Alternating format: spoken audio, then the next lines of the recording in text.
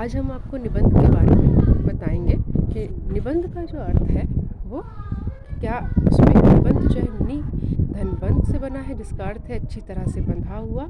इसके ये भाषा हमेशा विषय अनुकूल होनी चाहिए और निबंध की जो शक्ति है वो बहुत अच्छी भाषा है जो उसमें होनी चाहिए। तो ये एक बहुत बड़ा पॉइंट है जो निबंध में होना अनिवार्य है।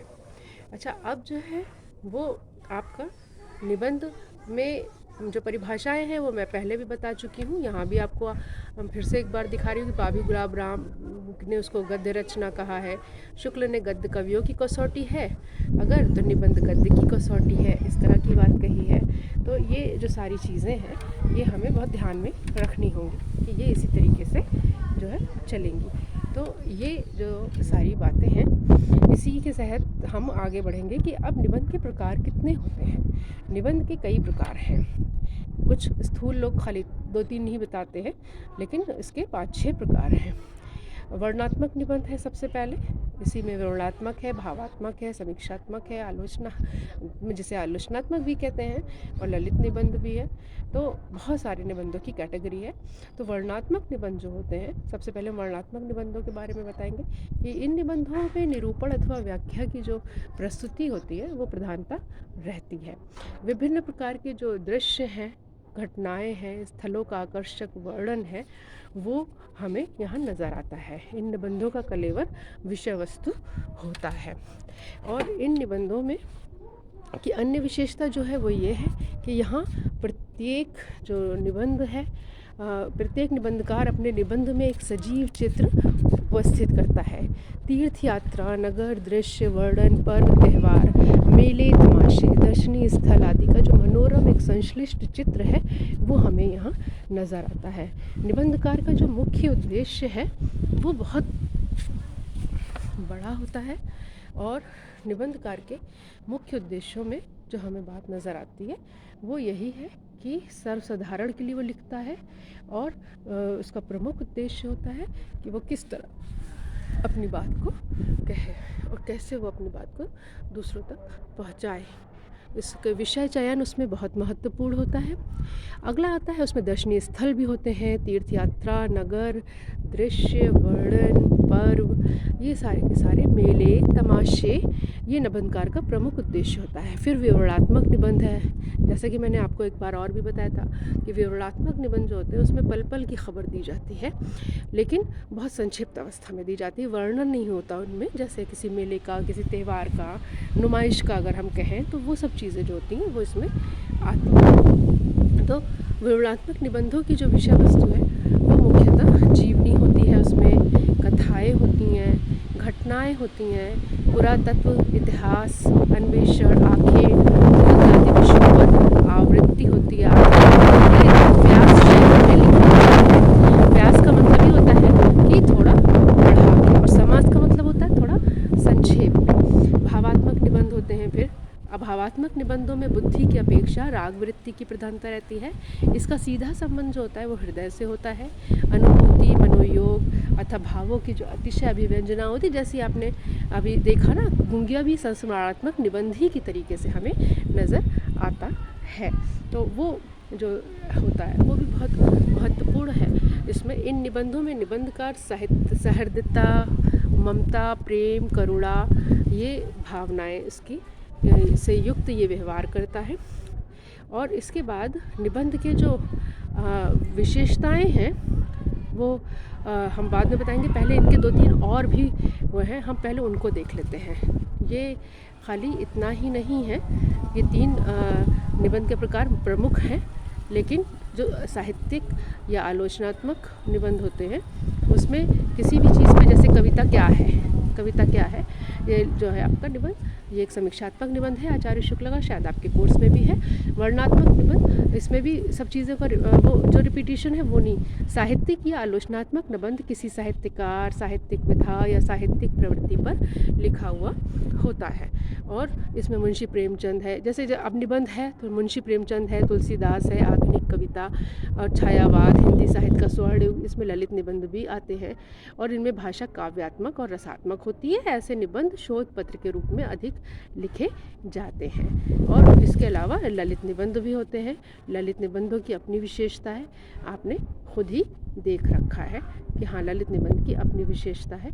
अब जो ये सारे 5-6 तरह के हैं, इनमें जो देखा जाए तो अब इनकी विशेषताएं क्या हैं, इनके गुण क्या हैं, ये कैसे लिखे जाते हैं, हमें उस पर भी ध्यान देना चाहिए। 5-6 ये प्रकार हैं, इनकी ये वैरायटीज़ हैं। हर वैरायटी का एक निबंध आपके कोर्स में है, तो उस तरीके से आपको सारे निबंधों के प्रकारों का अध्ययन करने को मिल रहा है। जैसे कुबेरनाथ राय का आपके पास है ना, तो वो सारे निबंध आपके वो ललित निबंधों के निबंधकार हैं, तो उस पर हमको काफ़ी कुछ देखने को मिलता है। और अब जो बात आती है वो ये आती है कि क्या अच्छे निबंध की विशेषताएं क्या क्या होनी चाहिए और क्या क्या हैं। तो वो अच्छे निबंधों की विशेषताओं में यही है कि उसमें कसावट होनी चाहिए, उसमें आपके भाषा अनुकूल होना चाहिए, विषयानुकूल होना चाहिए। निबंध में विचार और भाषा दोनों में कसावट का गुण, उद्धरणों की भाषा उसमें बदली ना जाए, विचार भी बहुत बिखरे हुए नहीं हों, चयनित विषय जो हों उन पर ही हमको चिंतन और मनन करना चाहिए।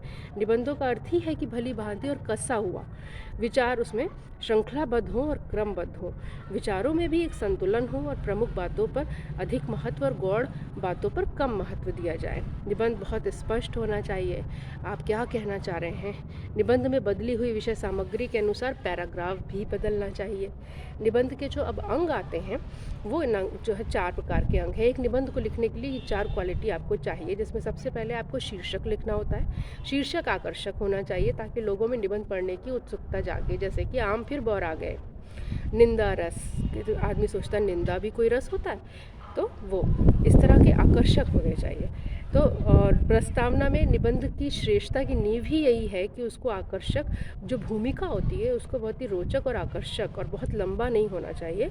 भूमिका इस प्रकार की हो कि सारी विषय वस्तु की झलक हमें उसमें नज़र आ जाए। विस्तार का मतलब है यहाँ विचारों का विकास होता है। नेक्स्ट है इसका पॉइंट, ये निबंध सर्वप्रमुख आपका अंश है, इसको संतुलित होना भी बहुत आवश्यक है। ये निबंध अपना दृष्टिकोण निबंधकार यहाँ अपना प्रस्तुत करता है। जो उपसंहार है वो निबंधों के समापन का एक निश्चित क्रम में होना चाहिए। लेखक अपना दृष्टिकोण प्रस्तुत करे, उपदेश भी दे, दूसरों के विचारों को उद्धृत भी करे। कविता की पंक्ति के माध्यम से निबंध को समाप्त भी किया जा सकता है। ठीक है, अब आपको कुछ निबंधों के नाम भी आपको बता दें। जैसे वर्णनात्मक निबंध है अगर, तो उस निबंध को जिसमें घटना वस्तु आपको पहले अभी बताया कि स्थान का वर्णन है, तो उसकी ओजस्वी और शैली उसकी रोचक निबंध पढ़कर उसमें जैसे किसी त्यौहार को अगर कर रहे हैं ना, होली है, दिवाली है, ईद है, क्रिसमस है, ये आपके यात्रा, दृश्य, स्थान, घटना, गणतंत्र दिवस, परेड, ताजमहल, ओलंपिक खेल, ये सब आएंगे। इसको हम दोनों श्रेणियों में रखते हैं, वर्णनात्मक और विवरणात्मक दोनों, क्योंकि बहुत सूक्ष्म सा और महीन सा अंतर होता है दोनों में। विचारात्मक निबंध में बहुत विचार आपके प्रधान होते हैं, उसमें आपके विचारों की श्रृंखला बहुत अधिक होती है। तो वो विचार प्रधान जो है वो विचारात्मक निबंध जो होते हैं उसमें भूदान यज्ञ है, अहिंसा परमो धर्मा है, अछूतो द्वार है, विधवा विवाह है। ऐसे सामाजिक राष्ट्रीय एकता और विश्व बंधुत्व जैसे राजनीतिक तथा ईश्वर और आत्मा जैसे इसमें दार्शनिक दृष्टिकोण दिखाए जाते हैं, तो उन पर हमें बात करनी होती है। और ऐसे भावात्मक निबंध अगर देखिए तो भावात्मक निबंधों का ये है कि भावात्मक निबंधों में आपको उसमें भावनाओं का प्राबल्य होगा। जैसे बसंतोत्सव, चांदनी रात, बुढ़ापा, बरसात का पहला दिन, और इसके साथ साथ यदि मैं प्रधानमंत्री होता, जिसमें कल्पना खूब हो, मेरी अभिलाषा, नदी की आत्मकथा। तो नदी अपनी आत्मकथा तो लिख ही नहीं सकती, लेकिन कवि की कल्पना दृष्टि कहाँ जाती है वो उसमें दिखाया गया है। फिर है साहित्यिक या आलोचनात्मक निबंध। तो किसी साहित्यकार, साहित्यिक विधा या साहित्यिक प्रवृत्ति पर जो लिखा गया निबंध है साहित्य या आलोचनात्मक निबंध कहलाता है। जैसे मुंशी प्रेमचंद, तुलसीदास, आधुनिक हिंदी कविता, छायावाद, हिंदी साहित्य का स्वर्णिम युग, इसमें ललित निबंध भी आपके आते हैं। और उस ललित निबंधों में आम फिर बौर आ गए हैं, निंदा रस है, इस तरह के निबंध आपके ललित निबंधों में आते हैं। इस प्रकार हमारा ये निबंध के